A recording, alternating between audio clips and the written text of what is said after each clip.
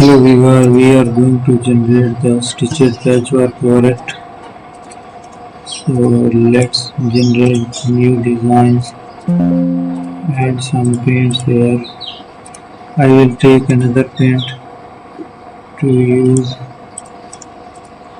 So we will make that designs here. We have it. So let's use the shapes here again. We have to add a paint again and again. So it's an eraser tool.